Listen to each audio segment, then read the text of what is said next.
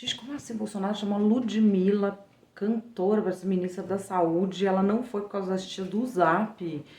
Gente, que mundo louco. Calma, vou te explicar essa história toda e como os grupos radicais se aproveitam do jornalismo sério para fazer colar a narrativa deles. Vem comigo. Eu sou Madeleine Lasco, sou jornalista há 24 anos, especializada em cidadania digital. Não esquece de se inscrever no meu canal, dá um pulo lá no meu site, tem todos os meus links aqui embaixo, muita novidade vindo por aqui.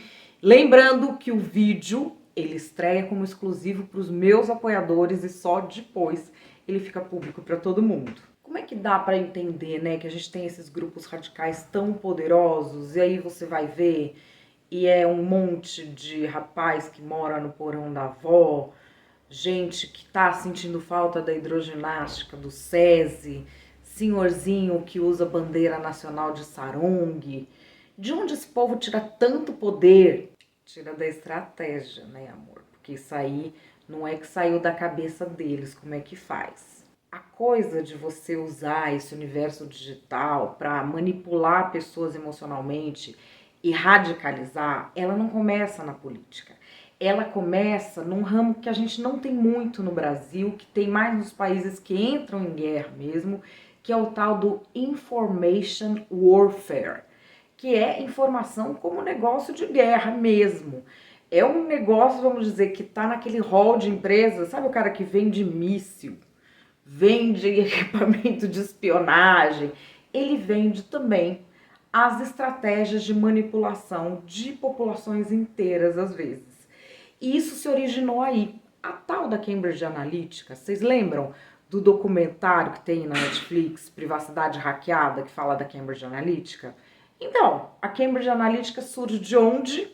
Ela surge de uma empresa que trabalhava exclusivamente com warfare, negócios de guerra, e que depois, nesse braço da informação, entrou nas coisas das redes sociais, e isso acabou expandindo tanto, porque aí teve negócio com empresa, com política, que compensou abrir uma empresa só, e vimos que beleza que foi esse resultado. Agora, Brasil, estamos falando aqui de gente que efetivamente faz operações de guerra no mundo inteiro e elaborando coisas, né? Não estamos falando assim de um grupo de tia do Zap que até ontem estava trocando oração e receita e agora está pedindo intervenção militar. Nós estamos falando de pessoas que têm noção de estratégia. Então, qual é a grande questão dessa estratégia da informação? Como fazer os métodos que indicam credibilidade começarem a ficar parecidos nesses grupos e na imprensa? Não, mas eles não vão ser parecidos, porque os grupos são de manipulação. E o negócio da imprensa, goste você ou não do veículo, ele é informação. E aí vai fazer como? O pulo do gato é conhecer como é o método jornalístico. Você conhecendo o método jornalístico, que é baseado numa racionalidade que é sobre-humana, porque nós tomamos muitas decisões emocionais, você consegue focar nos jornalistas, nos comunicadores e nos artistas, em quem já está na mídia. A mídia que é onde o público já consome aquela informação. Você foca nas pessoas para fazer com que essas pessoas sejam provocadas a agir da mesma maneira que esses grupos agem ao colocar informações como verdadeiras. E qual é esse método? É o método mais manjado de fake news, que é o quê? A mistura de fatos reais e verificáveis com um alinhavar imaginário.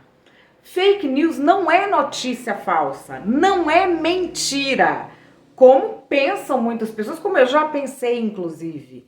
Não é isso, é mais sofisticado. O que é fake news?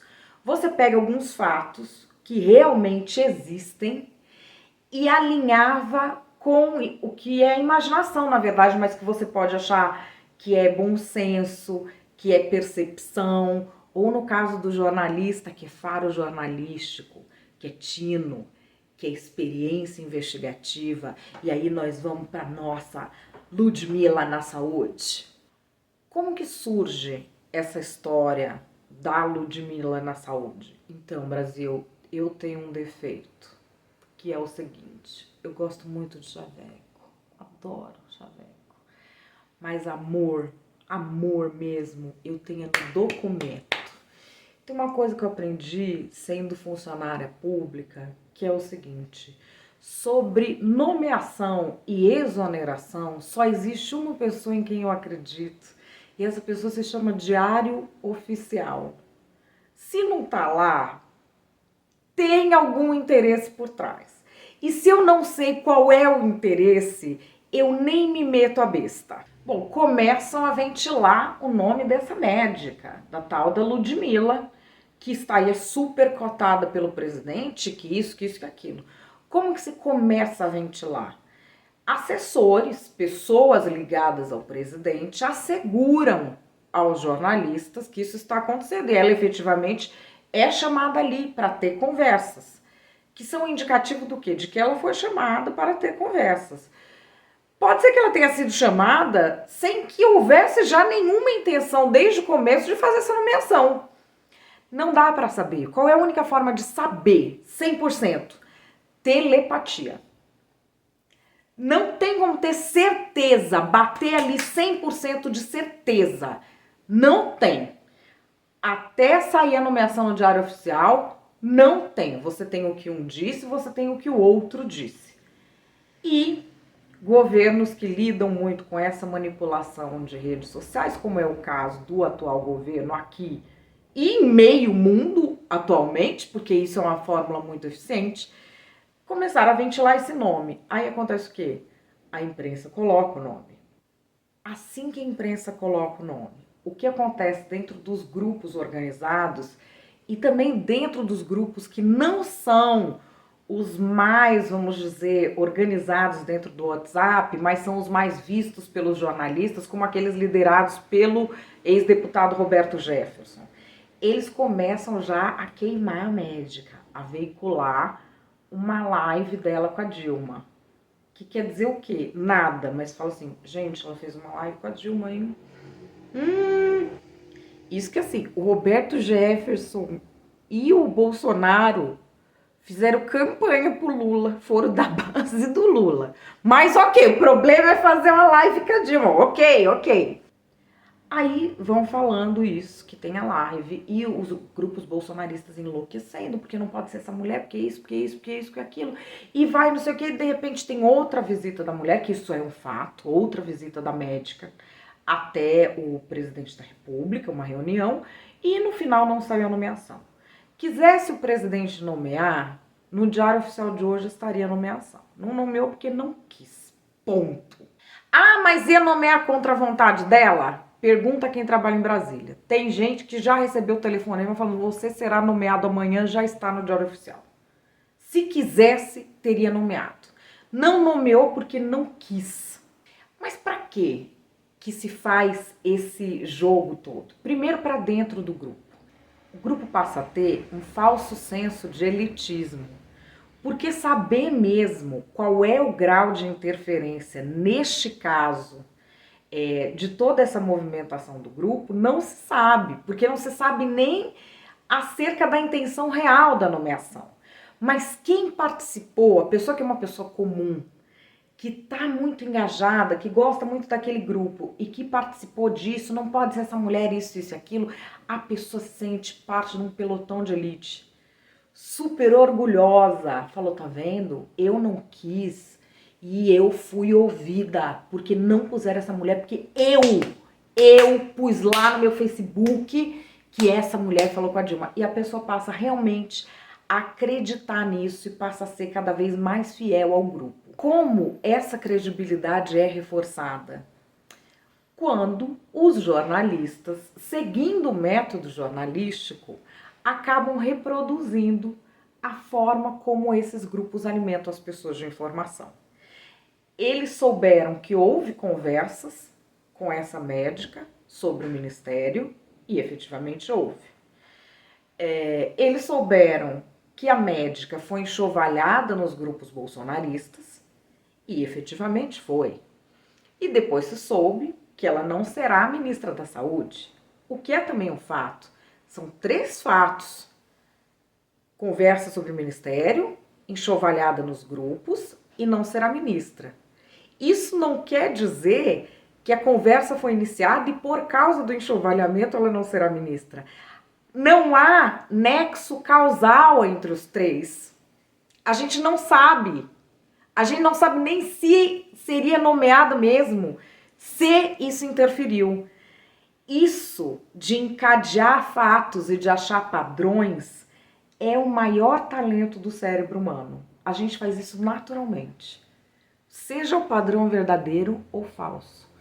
Quando esses grupos provocam situações para que as pessoas que estão na mídia reproduzam esse comportamento, isso passa a ser aceito como uma forma de informar com credibilidade. Então, na próxima vez, eles vão questionar: se vocês fazem, por que a gente não pode fazer?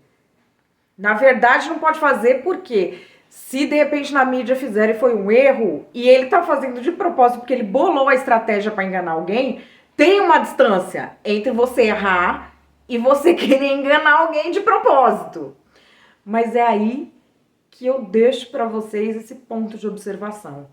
Vamos ter sempre um cuidado quando a gente ouve algo, porque as coisas podem ter uma coincidência cronológica, ou pode ter alguém que vê as coisas acontecendo e entra no meio da história para demonstrar um poder que não tem. Já sabe que não vai ser aquilo mesmo, já sabe que tem uma outra negociação rolando por trás e que você precisa fritar um nome aqui na frente para não atrapalhar a outra negociação, e utiliza isso para reforçar toda a estratégia de comunicação que vem sendo traçado. O grande desafio para nós jornalistas qual é? Desaprender tudo que a gente aprendeu e passar a entender esse mundo para não servir de combustível a esse tipo de coisa. Bom, é isso. Espero que vocês tenham gostado. Se inscrevam no canal, recomendem para os amigos. Vem muita novidade por aí. Beijo, até mais.